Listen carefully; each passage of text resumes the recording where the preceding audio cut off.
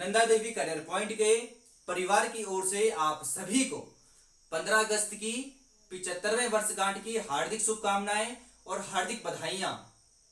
तो भारत की आजादी ऐसे ही शुरू नहीं हो गई। पहले हमें यह पता होना चाहिए कि हम गुलाम हैं भी कि नहीं।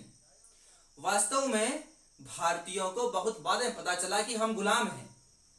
कांग्रेस जैसी संस्था बन गई, लेकिन वो संस्था भी पहले सहयोगी बनी रही। उदारवादी चरण उसका पूरा सहयोगात्मक चरण था। तो भारत की आजादी राष्ट्रवाद की भावना के जागरण से प्रारंभ होती है।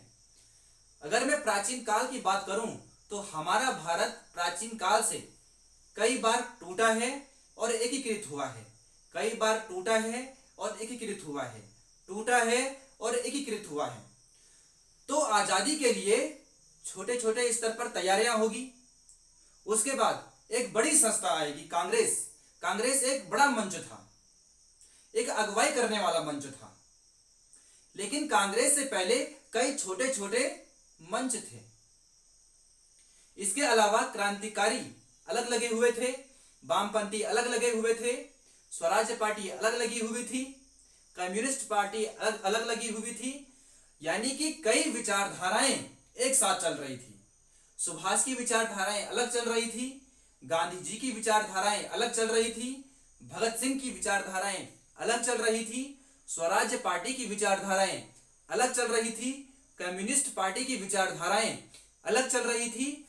यानी कि कई विचारधाराओं ने मिलकर भारत को आजाद करवाया।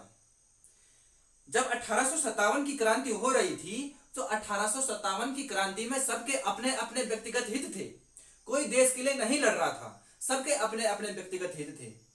झांसी की रानी भारत के लिए नहीं लड़ रही थी, झांसी की रानी झांसी के लिए लड़ रही थी। मंगल पांडे अपने धर्म की रक्षा करना चाहता था।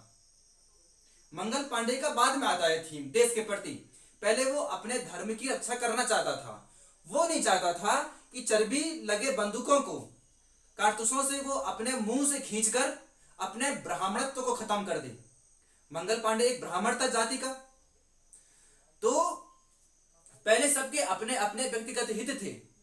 जातियों का आंदोलन चला, वो अपने अधिकार के लिए लड़ रहे थे।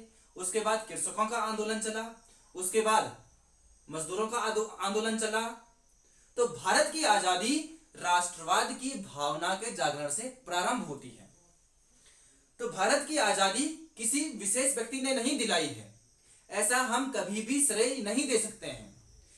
सिर्फ पूरा श्रेय कांग्रेस को ही नहीं जाता है। भारत की आजादी के विभिन्न मंच थे। भारत की आजादी के विभिन्न मंचों में से एक मंच था गांधीवादी मंच, जो कि कांग्रेस से प्रारंभ होता है। लेकिन कांग्रेस से पहले उग्रवादियों का भी योगदान रहा, गांधी का योगदान रहा, क्रांतिकारियों का योगदान रहा। यानी कि हिंसा के साथ साथ अहिंसा। उसके बाद समाजवादियों का भी योगदान रहा, वामपंथियों का भी योगदान रहा, कृषकों का भी योगदान रहा, मजदूरों का भी योगदान रहा। यानी कि भारत की आजादी सभी के द्वारा पाई गई आजादी है, एक समुच्चय है।